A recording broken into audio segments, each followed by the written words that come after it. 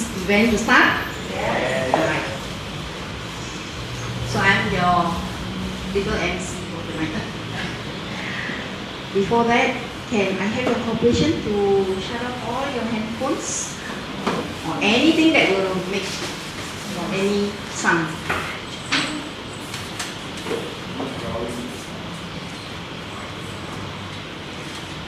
Right, so tonight the topic is symbolism in Peranakan rites and rituals.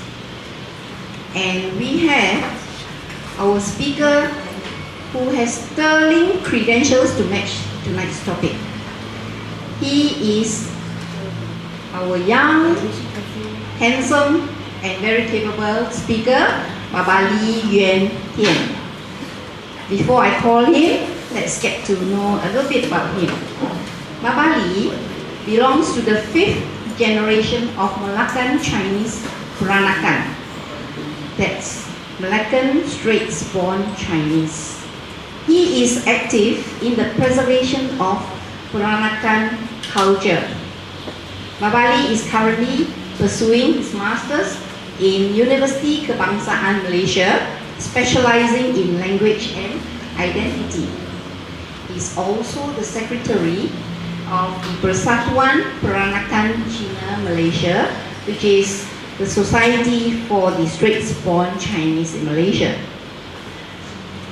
Now, let's welcome Babali to start his speech.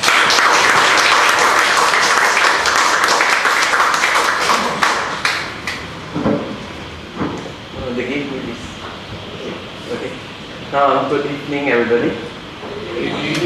I hope that I would not offend any Peranakans who are present here today, if there are any. Now, I will basically share what I've learned or I've heard from my parents, grandparents, and also my friends. Okay, so this might not be the only way or interpretation of what the Peranakans believe or practices, but it could be what we think is right. Okay, because in the Peranakan community there are various group of, or I shall say, different family practices, different traditions. Okay, so in today's topic, symbolism in the Peranakan rites and ritual, we would first look at what a Peranakan is actually. Okay, how many of you do not know what Peranakan or what is Peranakan or what is actually Peranakan? Okay, when we talk about Peranakan, there are actually different groups of people. Peranakan China, or also known as the Baba and Nyonya, and also Peranakan Chiti, or the Indian Peranakan, which have, they are descendants of Indian immigrants who have adapted to the local lifestyle. But for today's topic, we would be only focusing on the Peranakan Baba and Nyonya rites and ritual, which happen to be based in the Straits settlement. Okay, they could easily be found in the Straits settlement, which are the 3 Straits settlements in Malaya, Singapore, Penang, and also Malacca. So as for today's topic, I would just roughly explain the origins of Peranakan Baba and Nyonya if you do not know what Baba and Nyonya is. Okay, now we are a group of minority, I would say. Okay, minority as in, well, we call ourselves Chinese, but then again, many of us could not speak Chinese at all. Okay, so how would we want to say, or how would we claim our own identity? Let's say when we are filling up some forms, okay, what race are you from? In Malaysia, for instance, there's only Malay, Chinese, or Indian. Okay, and now they add on another column saying the others. So are we belonging to the others or Chinese? So I believe all of us would just say that we are Chinese. But then again, when we claim that we are Chinese, we do not speak the language. Okay, we either speak Baba language or the Baba Malay or English. Okay, so that is the cultural or identity dilemma that we have. We do know where we belong to, and we call ourselves as the Baba and Nyonya. Okay, now people always ask me this question when I introduce myself as a Baba. They would ask, so are you Chinese? Do you take form? For instance, they will ask questions like that, thinking that Baba or Nyonya, we are somehow Malay. So they would associate us with the Islamic religion, which in actual fact we are not. Okay. And also, many times people have asked or labeled us that we are OCBC or Orang Cina, bukan Cina. Why? We are Chinese in appearance. We look like a Chinese. But the fact that we can't speak Mandarin or Hokkien, or very little capability of speaking the language, so they would say that you are Chinese, but at the same time you are not a Chinese. So there go the OCB term comes about. Okay. Now, in my knowledge, or to my knowledge, I would say that the Babas and Nyonyas are more of a cultural factor rather than the biological factor. Okay, they will always say, okay, Babas and Nyonyas are a result of intermarriage between Chinese and Malay. Okay, when a Chinese married to a Malay, or when a Chinese man marries a Malay woman, then their descendants will be called Baba or Nyonya. Okay, but I don't agree with that statement. Why? Because if you see, if that is true, then there are so many Baba and Nyonya now, right? We won't be dying. So I would say that the Baba and Nyonyas are more of a cultural factor rather than biological. Okay, why we live up to that cultural expectation? Okay, what are the things that we do and what are the rituals that we perform? Okay, we will go to that. Now, basically,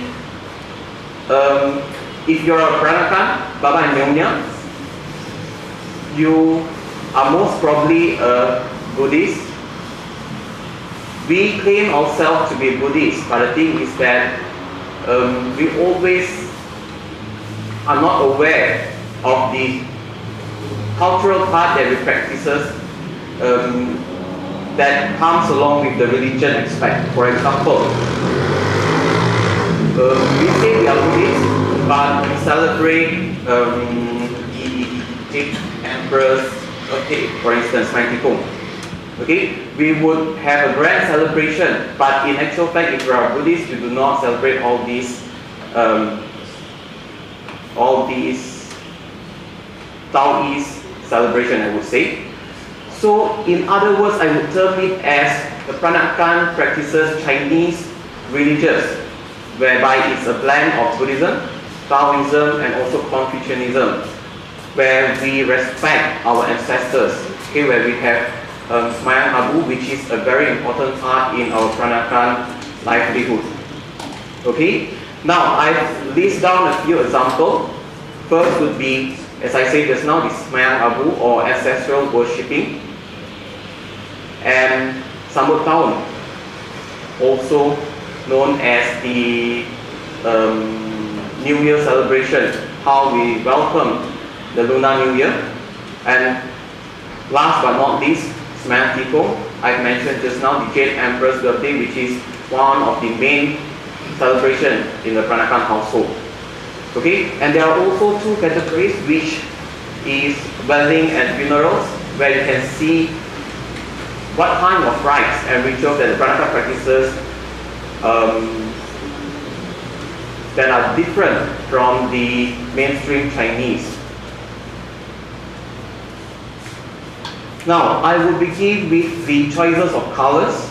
Okay, if you look at the slides, there are basically two categories of colors here. One is for auspicious and happy occasion, and another would be for mourning period. Okay. Now, if you look at the dots, I hope it's clear enough.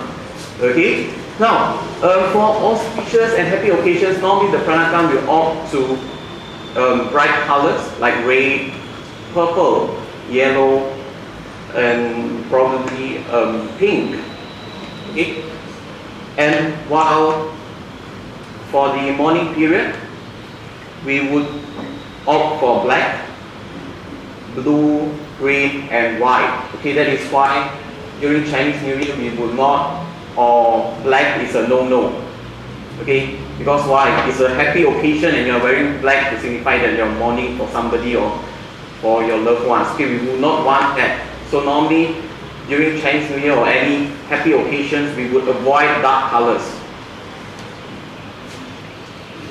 Now this is an example of the different color tones in two different occasions. On the other end, okay, of the slide, I would say is, you can see that it's a mineral, isn't it? Okay, the background are basically blue and green, whereas on the other hand is a wedding celebration and everything is in either red, purple or yellow, right? Golden colors and everything.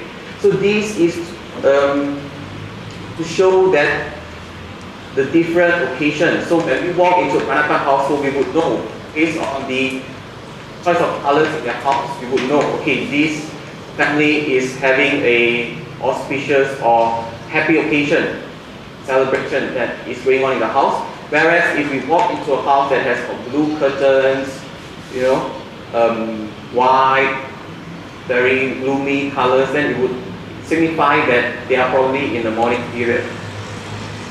Okay. Now, there's also another significant aspect, which is the quantity or number.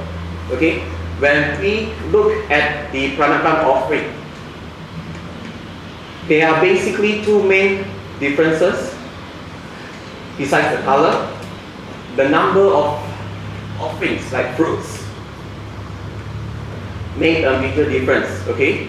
Now, if you look at how we prepare offerings for our ancestors, okay, Semayang Abu, normally the bowl of rice would be either 8, 6, 4, 12, 24.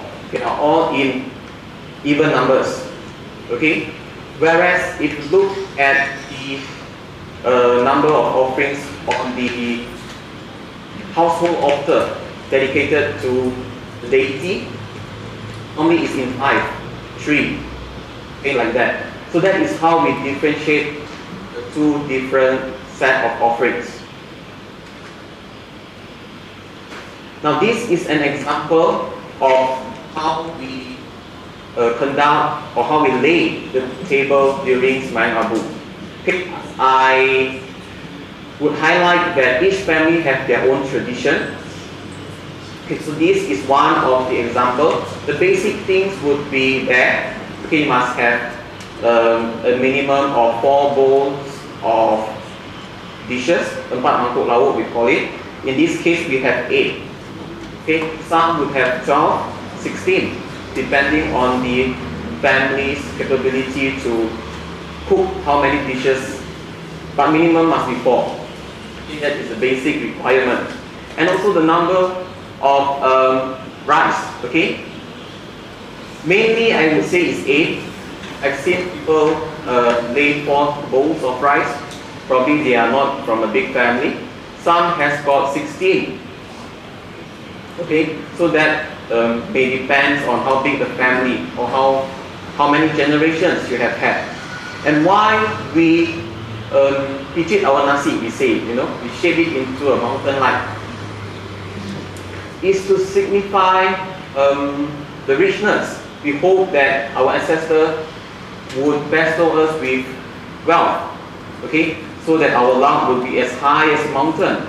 So that is why every bowl is set in such a position, okay. Now, if you look at this in, there are bananas and sugarcane, okay. I believe most of the Peranakan family would have this traditionally. Why? We will go through that later, okay? Now, this is an example of how we would lay the bowl of rice followed by chopsticks, rice wine, and also saucer and spoon. Now, this might differ from family to family. Some would say the bowl of rice must be placed in front of the wine. Some would say at the back. Some would put the teacups together. Some would put in front of the urn. So it may differ from family to family, but the basic rules are there. Okay, it must be all 8 bowls of rice. Not it could be 10, 16, maybe 12, and it must be accompanied with a pair of chopsticks and a cup of rice wine, and also a saucer and a spoon. Okay, and then followed by the main dishes, which is, as I said just now, minimum 4. It could be 8, 12, 16, it's up to you. But the number must be even. Okay, you can't serve 13. That is for the deity. Okay? Okay, this is also another example. Yeah. Okay. Now, if you notice, each of the bowl has got these green colored decoration on it. Okay, we call it bunga bawang. It's made of spring onion weaved into a flower, I would say. Now, why do we place this, or why do we have to place this on the bowl whenever we worship our ancestors? Did our ancestors say you must do this, or else you won't eat? Okay, they don't. Now, the reason why we place this is because spring onion symbolizes a new beginning or growth. Okay, look at the onion, it will just grow. Today it's like this tall, the next day it's taller. So we also hope that our, basically its business or wealth, would grow like the spring onion. Okay, so we hope for a better life in that case. Now, and normally we would also offer the something, we say, not the something on the road, something, those goodies, but something here is actually referring to the 3 meat or 3 beasts in Chinese. Okay, what would it be? Normally it's a chicken, a duck, and a roasted pork, or it could be with fish, It's like a combination of these 3. Why? What 3 beasts would it be? The chicken is like a bird, isn't it? So it represents an animal from the sky. Okay? The fish or the dried cattle would represent the animal from the sea or water. And lastly, the roasted pork is an animal from the land. So it's coming from the 3 worlds. Okay? The sky, land, and also water. So that is why we offer this the something to our ancestors, simply because it's a Chinese tradition to offer to our ancestors or to the deity the 3 main offerings. So that is why we would place these on our ancestral worshipping altar. But I've seen some families simplify this item by replacing it with dark egg instead of the whole egg. Okay? Because why? Those days the families are big. Normally we would offer the whole piece of roasted pork, but now it became like one small strip. Why? Because we can't finish. Okay? To be practical, but we still need to carry on the tradition. So it became smaller. So instead of having the whole duck there, you replace it with a duck egg. Okay? So to be more practical, or else we could not be finishing all this food. Normally those days, the whole entire family will be back. Okay, the cousins, uncles, aunties, all will be back. Now, basically it's just those few family faces, the familiar faces that will be coming back, isn't it? So it's more practical for us to cut down.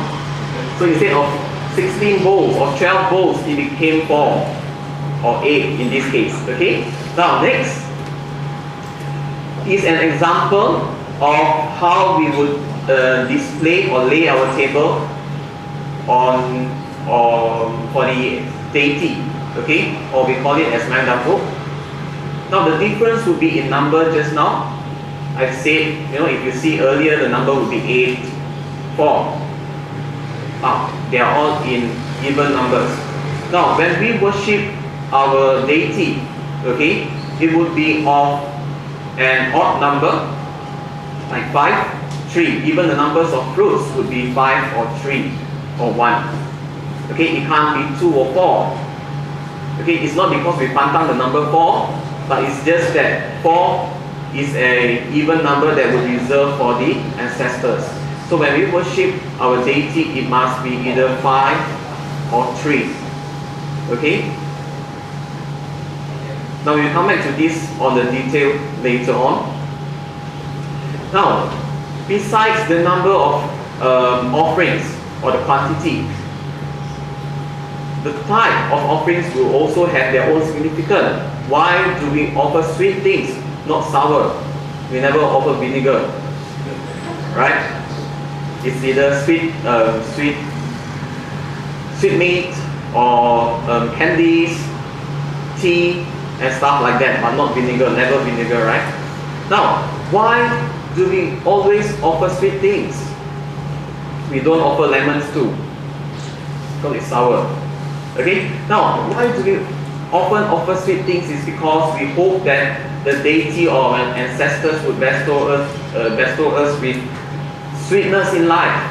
Okay, we hope that our life is as sweet as sugar. Okay, so that we don't suffer. Okay, everybody wants a good life, isn't it? Everybody wants every day to be a sweet memory. Now, as for the type of fruits, why do we not pray certain types of fruits, and why certain fruits are always the favorite? Okay, like for example, during the past Chinese New Year, everywhere will be selling pineapples, and the price also gone up. Why? Why is pineapple so important? Because of the name. Okay, in Hokkien we call it Ong Lai, so means the Ong comes to you, the good luck comes to you.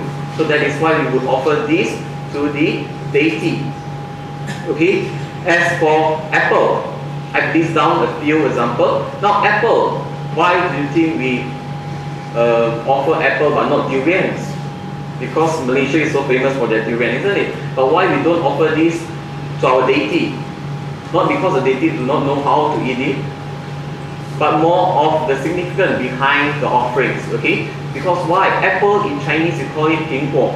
Okay? Ping means Ping An, safe and calm. Okay? We will not want hectic life. Okay? We always want calm, peaceful life, a safe life. Okay? So that is why we offer apples. And what about pears? Okay? In Chinese it is called Li or Li. Okay? You see, it has got the meaning that it means a profit. For businessmen, we would want big profit, isn't it? So we would offer pear.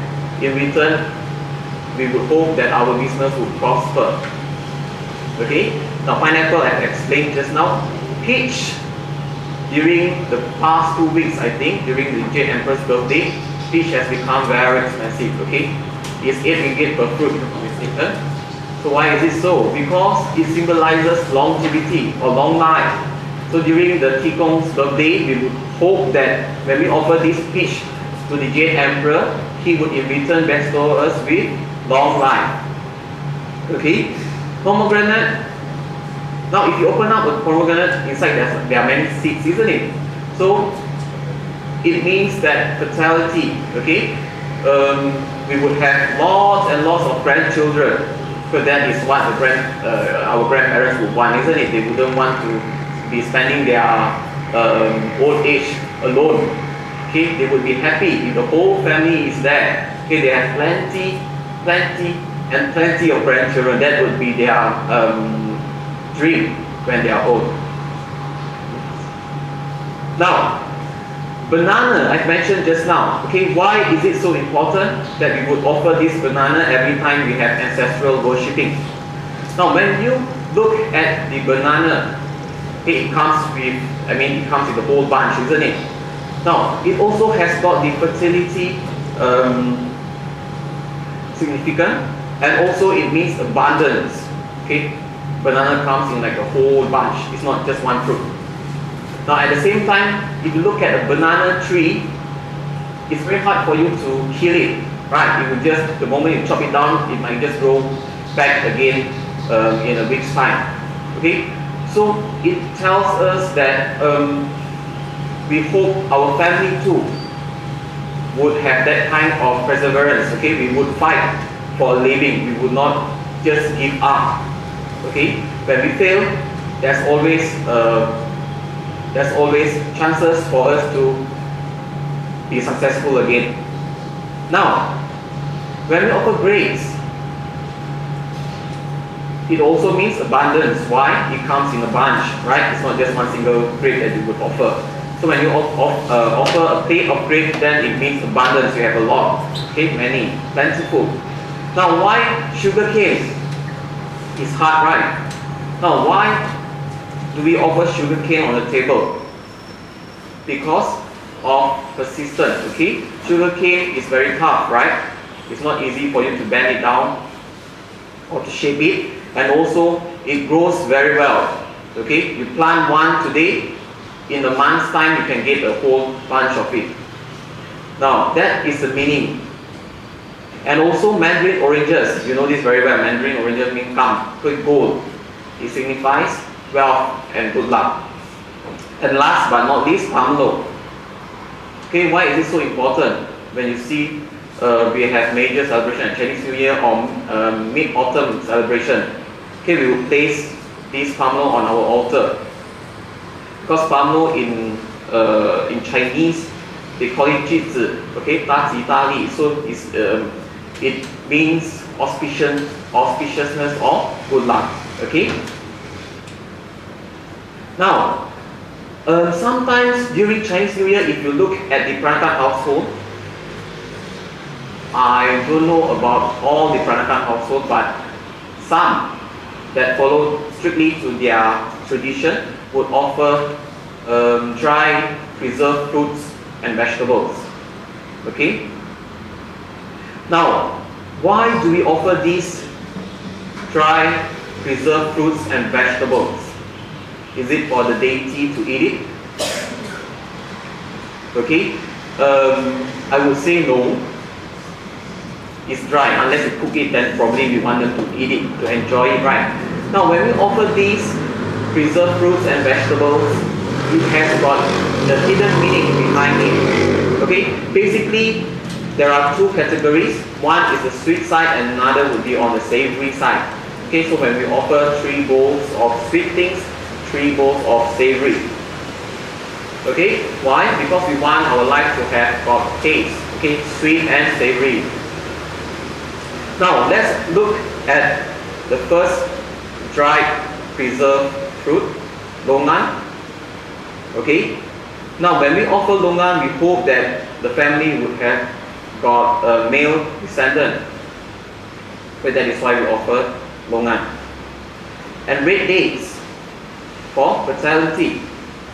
Okay, it has got plenty of seeds inside. Each date's got a seed, so each of the family members would also continue their family tree. Okay, now winter melon sweets. We offer this because it is sweet. Okay, again, we would want sweetness in our life, not so much to get diabetics. Okay, but the sweetness. Now, kimchang, I do not know what you call this in English. It's a kind of dried preserved flour. Okay. Now, the reason why we offer this is because it represents gold. If you look at the kincham, okay, some say it's morning glory, I don't know, okay, is yellow in color, and also the name Thien, okay, it represents gold. So when we offer gold on the altar, we will also hope that we will get plenty of gold in life, okay. Now, why do we offer dried mushrooms or fungus?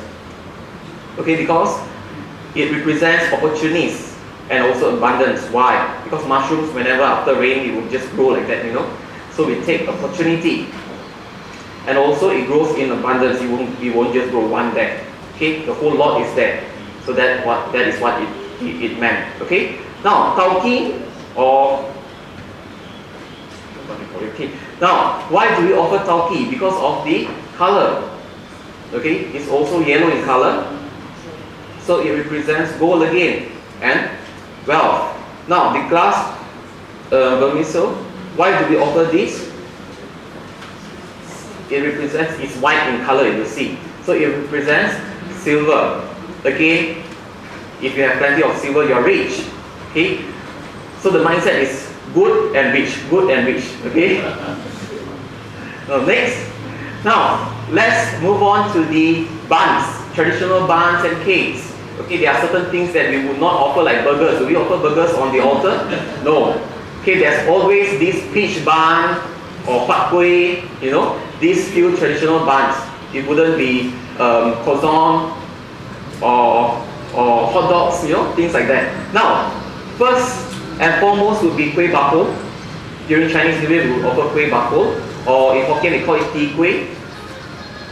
A sweet, it has got a sweet taste.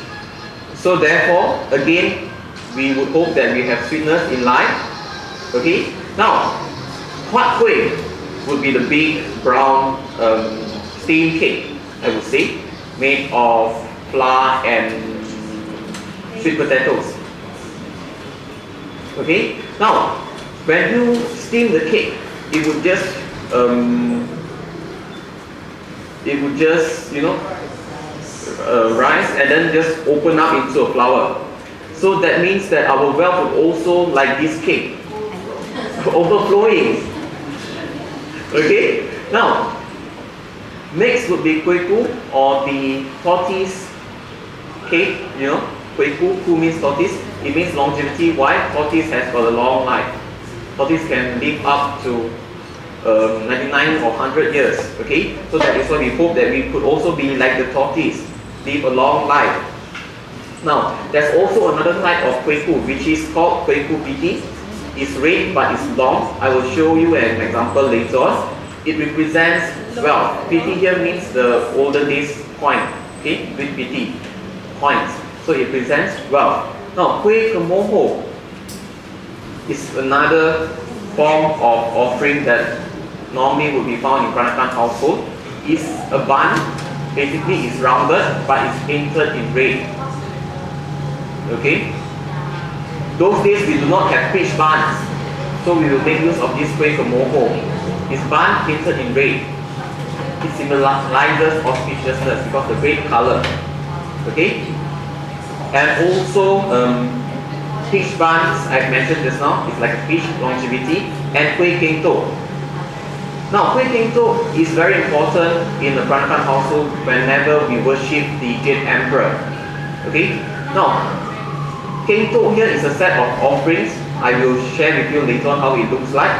Now, kueh kento here is a bun specially made to accompany that whole, or to make the whole offering complete. Okay? It's made into the shape of the Buddha's palm, and also a knot that symbolizes luck and longevity. Okay? Now, this is an example of the kento, the whole lot. Okay? Is an example of kento. Now, why do we, Peranakan, display these offerings in such a manner, whereby we will squirt it up, you know, and put it high? Now, it would, of course, it looks better, right?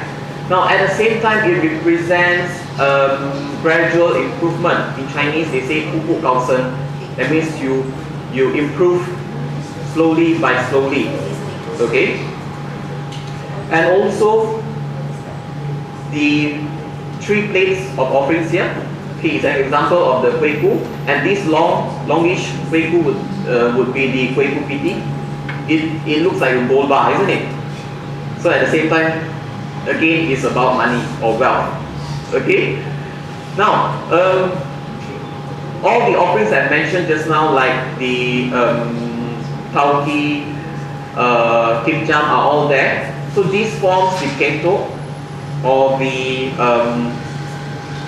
I've heard that the Penang Peranakan call it 6 bowl of sweets and 6 bowl of savory offerings. Okay, so the first row at the back would be the savory offerings, and the one in front would be of the sweet offerings. Okay, we would not simply just place it, but it has got a meaning: savory and sweet. Okay. Now, another very important object of offering in the Peranakan household would be the nasi sambut tawon. You'll normally see this during Chinese New Year when we welcome the Lunar New Year. Okay. Now, we will place this bowl of rice on the eve of Chinese New Year after we have the reunion dinner. Okay, at night. We will cook another pot of rice and scoop the first bowl and shape it again in the shape of a mountain, and we would set it aside, okay, to let it cool down for a while, and then we will place this bunga siantan and spring onion into it. Bunga siantan is Izora, okay, it's a kind of locally grown flower. Now, why do we place these 2 kind of offerings? Now, the rice, I've said just now, in the shape of mountain because it represents wealth. Okay, we get good abundance of wealth. And why do we want to place this flower and the spring onion there? Now, the flower represents abundance and luck. Now, the flower, you see, we don't put 1 rose, it would just be 1 rose. If we put the whole bunch of Izora, it comes in the whole lot, a bunch of it.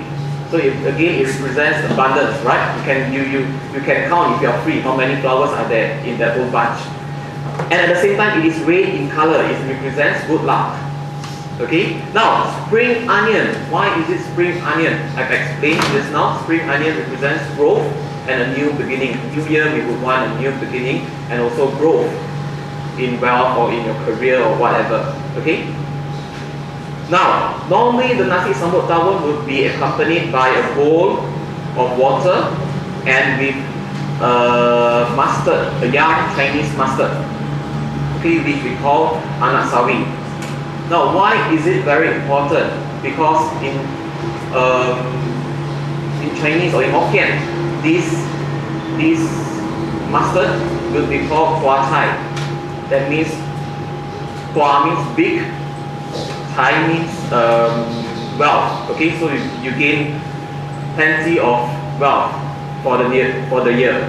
So that is why we would place this. And at the same time, some would also call this as the mia chai. That means longevity vegetable.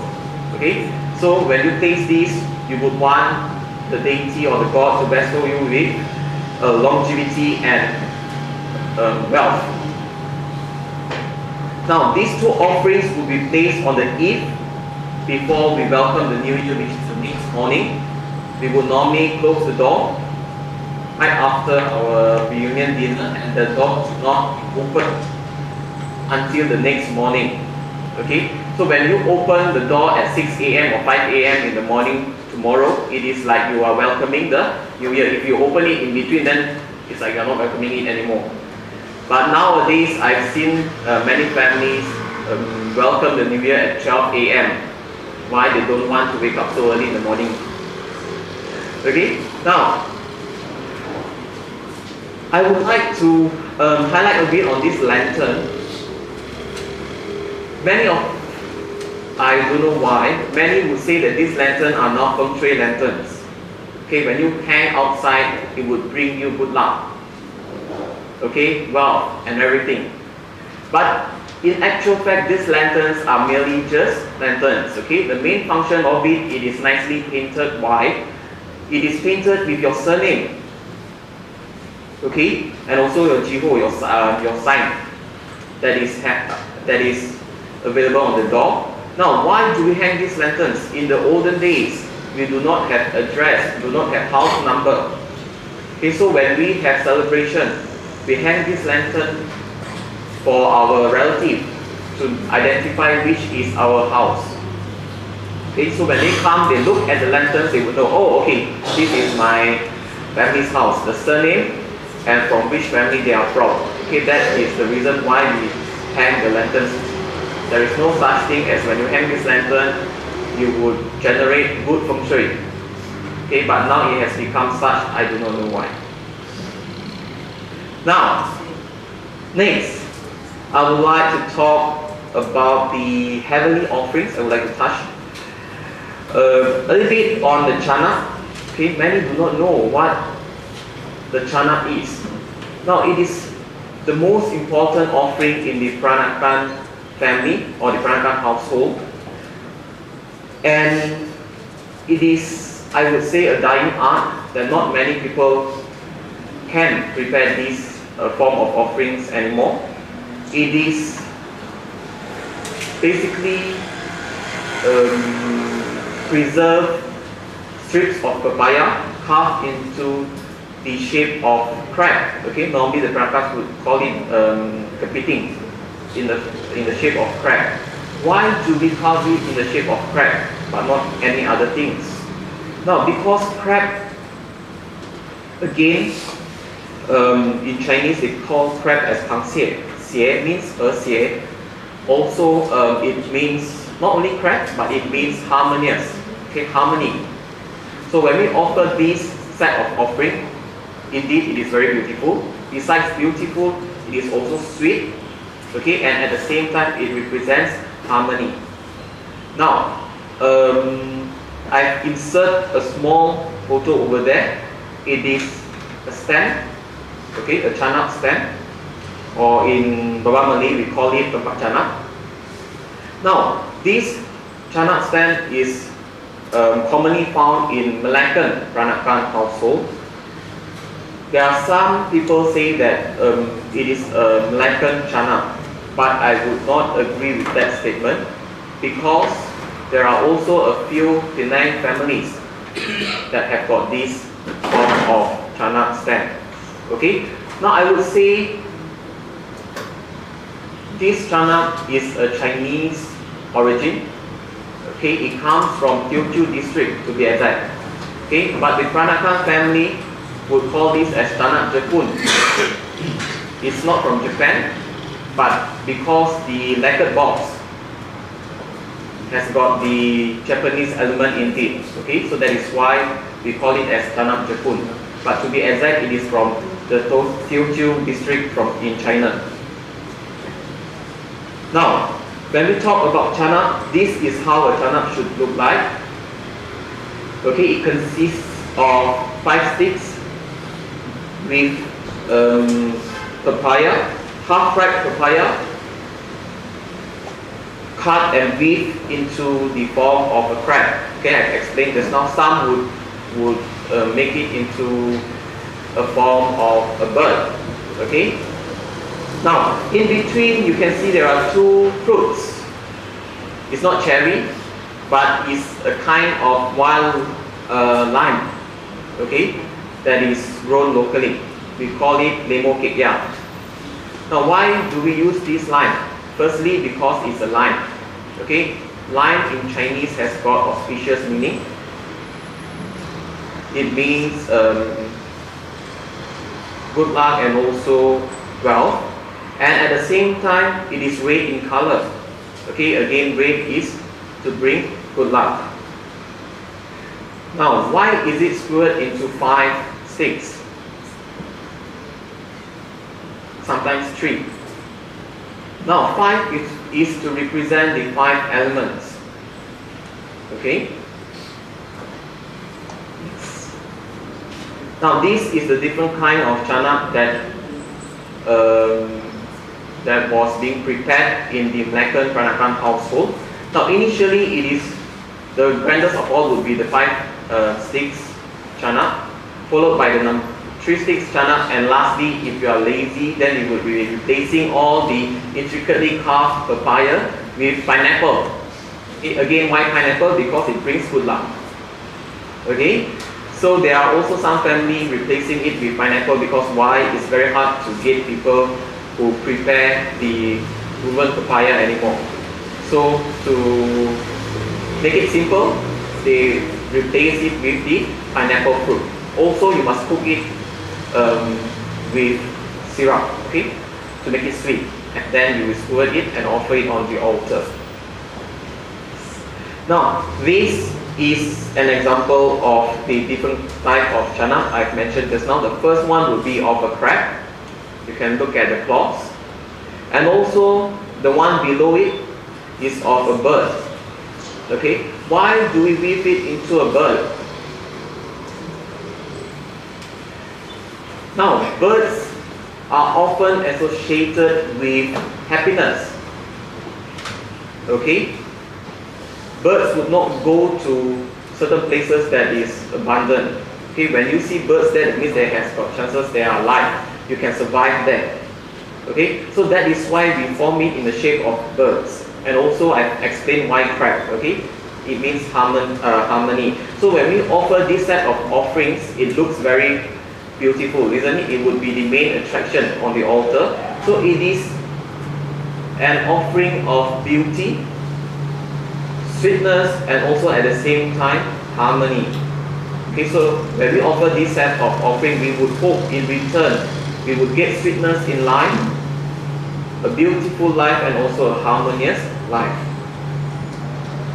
Now, normally this set of offering would be placed on the Tok Samkai when we have the Semayang Tikung, or when we worship the Jade Emperor on the 8th day of Chinese New Year. Okay, now when we say the Tok Samkai, some would say why you name it as Samkai. Okay, if you look at the table, the one that is furthermost is stacked up. Now it is stacked up onto a lower table.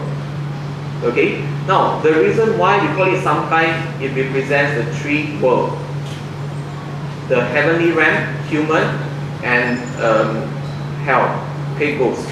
Now, why do we stack this up when we worship the Jade Emperor? Because he is the supreme deity of these 3 worlds. Okay, the supreme god of these 3 worlds. So when we worship him, we would stack up this table and name it as Tok Samkai, the 3 worlds. And if you look, where is the 3 layer? The first would be the one below here. Second is this. Third would be the chana just now.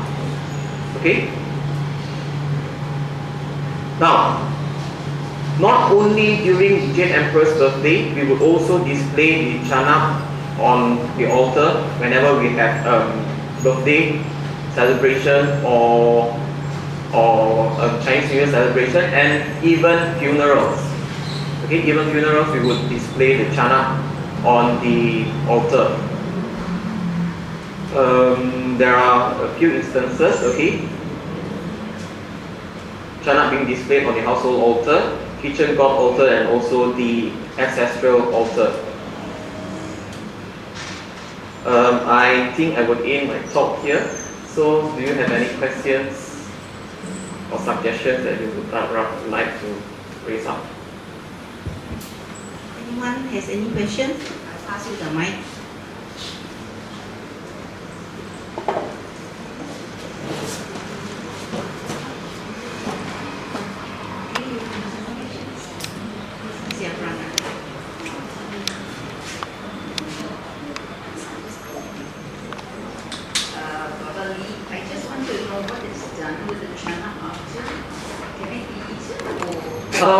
We don't eat the chana. Okay, normally we would dismantle and we will just put it back into the sugar solution, the syrup, to just preserve it. Okay, why? Just in case we have some celebration back at home, Like for example, the ones that we use to worship the Thien Emperor, we can use it on the household altar. Okay, so we will recycle it in a sense. So let's say if that is why when we have funerals, we will also display it. So just in case if there are any funerals in our family, they will just take this out and display it again. So we would always have spare chana sets in our fridge. Sorry? It depends on how well you keep it. Okay, I have some that lasted me 3 years.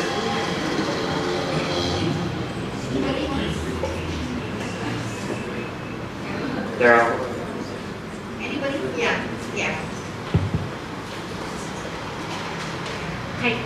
Is chana something which the Peranakans made, or did it come from another culture? Actually, it is of the Hokkien culture in origin. Okay, if you look at the Penang Thien, they call it. Okay, in Penang they call it Thien. I don't have the photos with me. Okay, they would use the method of displaying it are quite similar. Okay, they will squirt it in sticks. Okay, but what they would use is of the dried preserved fruit just now at the kengtok. Okay, they would use all that, like the sweet persimmon, red dates, longan and stuff. Okay, they would use that instead of the woven strips of papaya. But they don't call it as chana, they would call it as Thien. Chana is a term coined by the Malaccan Peranakan. Okay, and also probably in those days it is quite difficult for us to get dried preserved fruits from China. Okay, they don't import. So what our forefathers did, probably they substitute it to something similar. So they preserve the papaya instead. And probably they think if they just preserve it like that, it wouldn't look nice. Okay, so they weave it, they became creative. Okay, so they weave it beautifully, and because this is to be offered to the deity, right, the supreme ruler. So they would create it nicely, weave it into such a shape, and to offer it to the Thien Emperor or to the deity.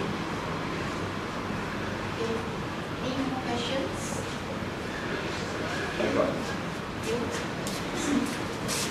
Okay, apple is not a native in China, right? So I think it's quite recent that we use apple to offer our ancestor or deity. Sorry? Apples. Yeah. Why the use of apples? Because it's not native of China. But because of the name. I mean, it's recently used, right? It's not really recent also, I think. I don't know, I've only lived for 26 years. So since the day that I was born, apples is really being offered, you see.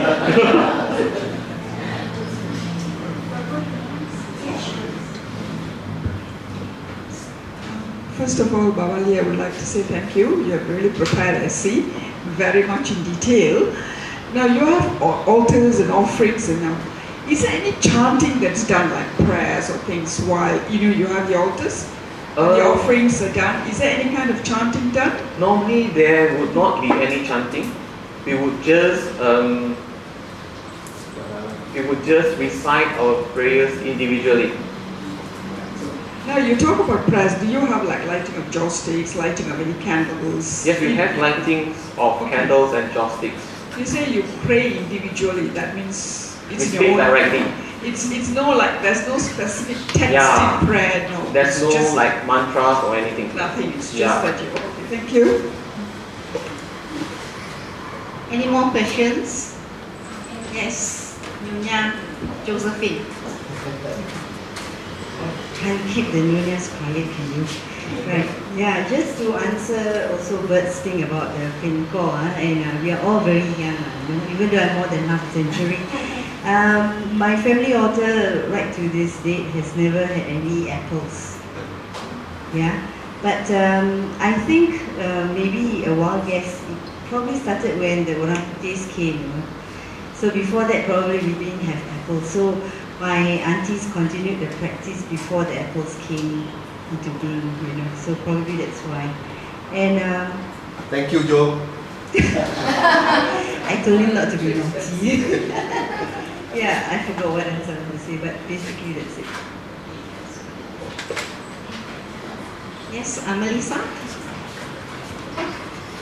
Hi, right. So I'm just wondering, when is the earliest recorded instances of the chana itself? Because my family, I was totally unaware of it until a couple of months ago, because we have never had the practice of folding any chana before. So do you have any idea when this practice started? There are no official records on when it started. Okay, but I would say why some family are not aware of it. Probably it was not being mentioned because you don't see chana being displayed every day. Okay, it is only on special occasions like weddings. That also if you have the traditional Baba and Nyonya wedding, then only you would see the Tok Samkai being set up and there would be the chana there. If you don't have a chana, you can't set up the Tok Samkai, okay, because you don't have the third tier. Okay, so I would say that why certain family are not aware of it, I also am not aware of it when I was young. I've not seen, because why my grandmother said that the bibi who used to prepare this for our family have it passed on. Okay, so there's no supply anymore. So we stopped offering this on the altar. But when I came to know of this, I took the effort to learn from those who still can make it. So now my family continue using this. Okay, so I would say that why some family would not know, probably because they it was just not being mentioned. But if you look at the old wedding photos of the Peranakan Baba and Nyonya family, you can clearly see chana is being offered on the altar. I have one dated as early as 1920s, which is my grandparents' wedding. Okay, the chana is already there on the altar. So I believe this is something very much earlier. Okay, but later on, when this group of people, because it's not like everybody will know how to make this. Everybody can cook because you need to eat. But chana is something which is very exclusive. Okay, so probably just a handful of people who can do it. So once this handful of people have already moved on and they don't pass on the knowledge, or there are no people who are interested in learning this, so the tradition would just die out. So I think that is why it is not a well-known thing until if you come across it or you read it on the internet or somewhere. So I guess that's all for tonight's question and answer. And let's give a round of applause to Balali.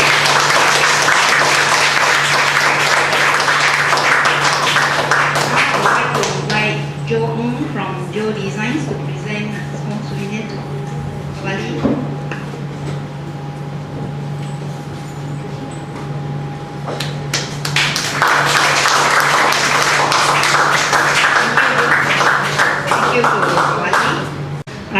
Thank you very much.